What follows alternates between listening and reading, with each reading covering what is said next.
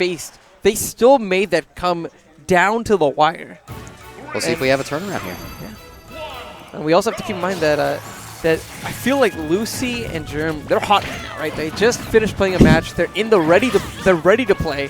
Whereas Dakpo and Cosmos, they kind of had to wait a bit. They had to, kind of ease off of the gas for a second. It could factor in, but I'm not one for superstition or the notion of rust over the course of all of 15 to 20 minutes. At the end of the day, this is a deadly combination of a team. So Corrin, for Cosmos' success with Corrin in singles and his just general effectiveness, I believe that Corrin becomes twice as good in doubles. His ability to pin, create stun ball scenarios, block opponents, and combo off with his spear off of what his teammate is doing, devastating. Yeah, he's one of those characters who can be both the setter and the spiker. Yes. Which is so important in teams especially. Wow. Jerm just knows. He just sees that F smash coming, and he's already in position for that up air. Puts himself at the edge just as he needs to. Well, let Dyer know that I think he's a weenie too. Good stuff. If you're out there, Dyer. That's all I have to say. No, let's say the anticipation, it's killing me.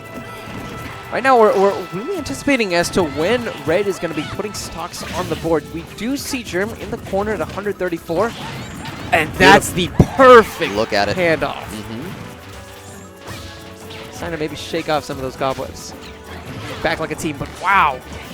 Very nearly getting away with that elbow. Yeah, I don't agree with the distance that the Toon Link's demonstrating here. So sitting on that left side of the field while Robin is in the middle of a 2v2, you have to pry them off somehow, in my belief. And Arrow's not going to do it. Yeah. I agree. Sometimes you just got to get your hands dirty, roll up your sleeves. It's a good competitive game here, but it'd be a lie to say anything besides the blue team has the distinct advantage at this point. I mean, it's clearly, like, the entire red team stock is the sole stock count of Lucy at this point. I like that bomb save there. That's actually brilliant. I mean, it's Lucy, but it was good. Yeah. Good luck. That was a lucky throw, Lucy. Good stuff. Couldn't save him from the flip kick, though, from Dakpo. And now we have a situation where this game might be within reach for Red, especially with another stock being shed.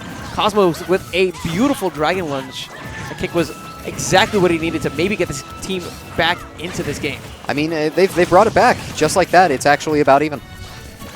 In fact, it's rather dead even. Oh, runs right into the F smash. I was about to say, I thought that Cosmos might have been rather dead after that F smash. Oh, no, certainly not. Not quite. Quite. Two, though. I don't think Corrin can handle one more backbiter. Oh, wow. Again, the handoffs from Red have been fantastic, but you were noticing that Lucy is doing what you wanted him to do before, where he's coming up close, right? He's not just reverting to strictly arrows and options like that. He's not afraid to roll the sleeves up, get a little dirty, get into the swing of things. And that's crucial. We have a dead even game here. They've caught up, and they've made some great works and adjustments. But will it be enough? Because right now, I'm favoring blue team here. That back air, though, kind of slices into his teammate. Unfortunate team attack. Oh, wow. Lucy saved just barely. I mean, he owes someone royalties on that.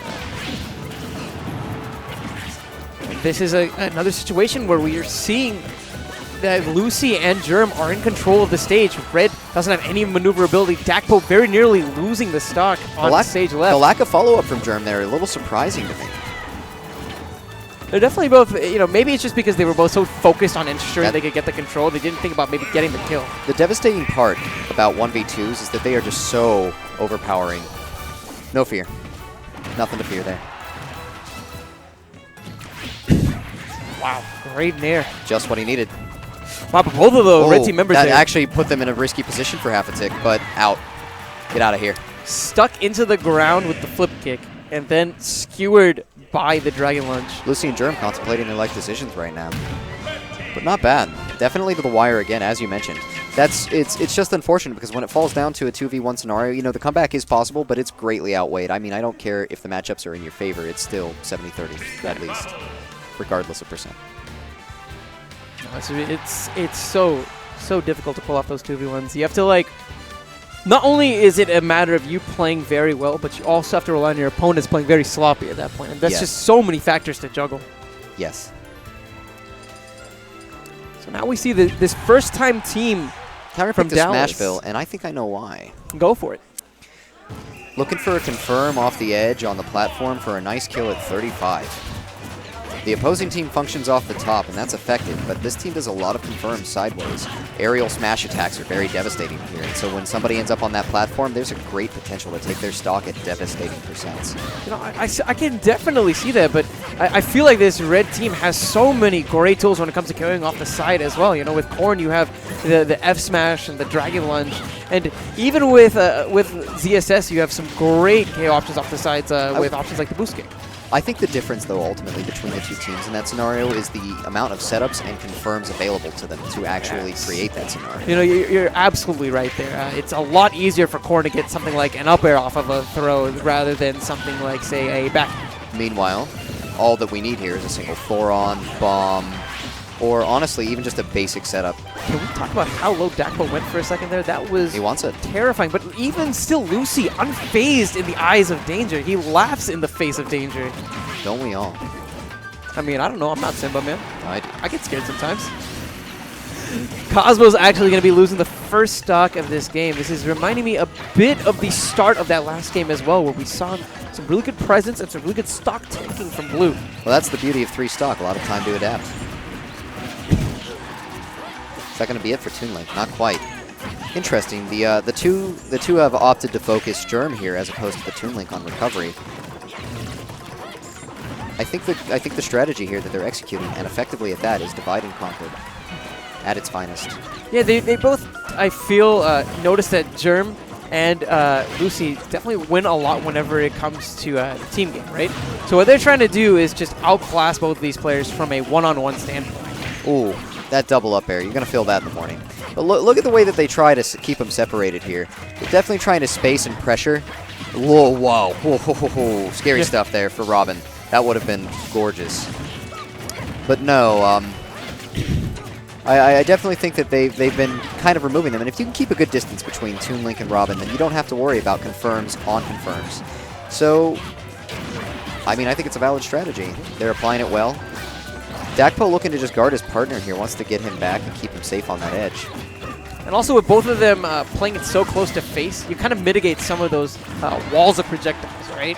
You make it so that they don't have that time to be as coordinated as well, because they have to focus a bit more on defense than simply offensive position. Absolutely. As has been stated, center control is really one of the most dominating factors in a doubles matchup. It gives you the most wide array of options, and usually the team with the most options will be the team that wins. It's that simple. The nature of competitive Smash is simply the art of lowering your opponent's options until they are reduced to as close as possible to 0, while optimizing and maximizing the number of options you have. That's the art of war in a nutshell. Center control. It matters. Right now we see Blue actually in control of that crucial center that you touched on. And they're actually in control from a stock standpoint as well. This game is still very close. There's no doubt about that. But especially given like the way that Blue is functioning at this very moment, it feels like as we go into the late game, they have a really strong advantage. I wouldn't say that, to be honest with you. I think that both of Blue team is one hit off. It just depends. We will see how it unfolds. Definitely potential. I would say that they're in a distinct lead, but I would disagree that their advantage is currently strong. Now, if they can get these stocks out of here, and I mean immediately, it'll be fine. It'll be competitive.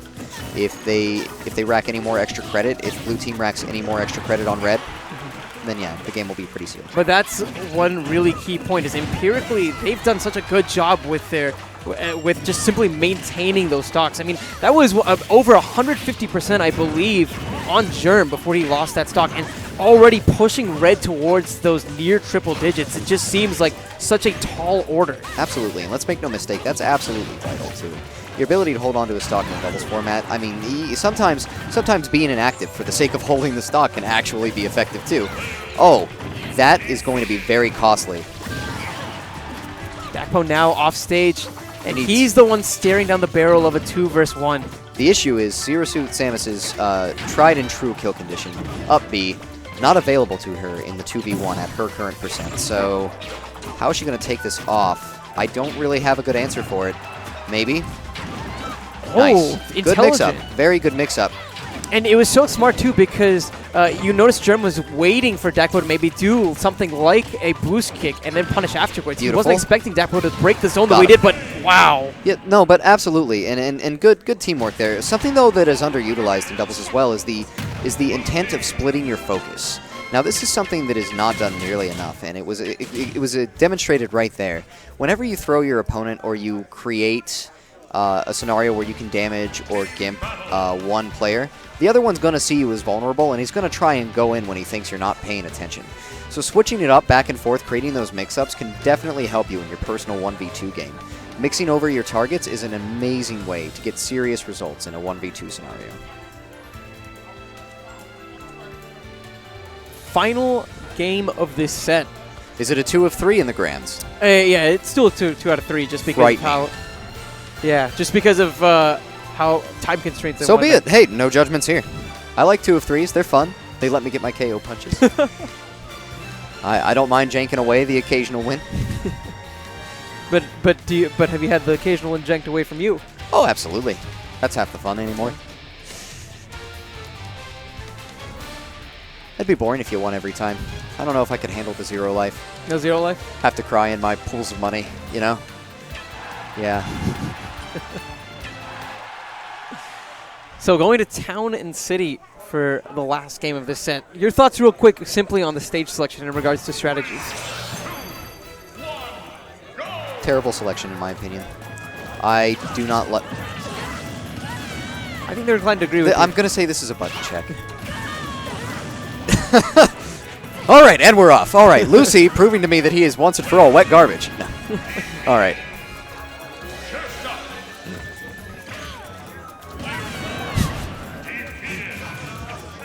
Got him. Ridiculous. No, Town and City would be my last choice versus this team. Corrin's parry is very devastating, and he has lots of kill options off the top as well. Zero Suit Samus is bread and butter, as we know. I think that you're going to see a lot more effective play on Town and City from the red team than you are the blue. So definitely would have been a mistake. I hope for their sake that they don't go back. But if they do, you know, funeral bells. See, they have some Pokken over there. I'm going to have to show some people the pain of Libre. I didn't know that you play Pokken, dude. We'll definitely have to do some Libre dittos. I play a lot of things, my friend. I play poker, I play Pokken, I play Smash 4. I would like to dabble in a lot of various games. Yeah, man. You'll be both. You'll be both. Last game of this set. Let's see if it's the last game of this doubles tournament. And already the initial opening seems more so in favor of red from a percent standpoint. They're actually able to get that center control that you touched on as well. Absolutely. It's going to still come down to position right now. What I think red team is exercising here, at least in this open, it's so effective, is they are absolutely and shamelessly doubling down on one player, letting the other one sit back, look for a bomb, look for an arrow. It's irrelevant to them. Ultimately, as long as they... See, every time you see them fight, they're always hitting the same target. They're looking for the same guy. Look at that. Maybe like in this situation, I feel like it might be smart to focus on Lucy in particular. Robin just doesn't have the mobility maybe to keep up with some of those longer strings. I understand what you're saying there, but that might be all the more reason to focus Robin, because that cross-the-stage Thoron is not something you want to eat in the middle of your combo. You're completely right there. It could be either way, really, ultimately. It's quite subjective. That's kind of the beauty of doubles. Lots of variety, lots of matchups, and variety. Again, you have to keep track not only of your own resources, but of your opposing team's resources as well. And that's even more true with a character like Robin. Trying to figure out exactly what he has left and what he has built up is so crucial. How many times in this world am I going to see somebody fall for that? Oh, goodness. Double red flash just looks so nice.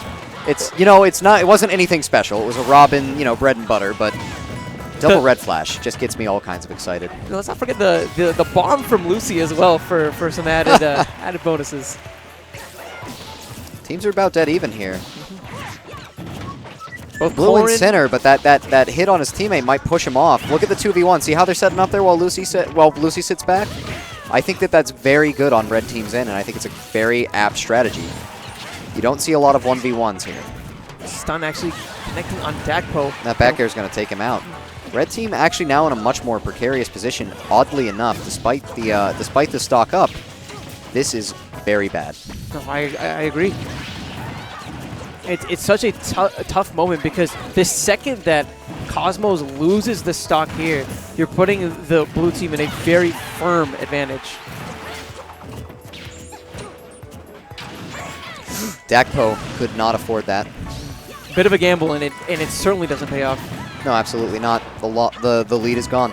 But Corrin is tank stalking, and I feel like it deserves a slight applause. Let's see if Corrin can get up to 200. Bets? I'm going to say yeah. I can't see 200, man. I choose to believe it. I believe in Corrin. 200. Let's go, Corrin. Let's go. Let's go, Corrin. Stock tank boys.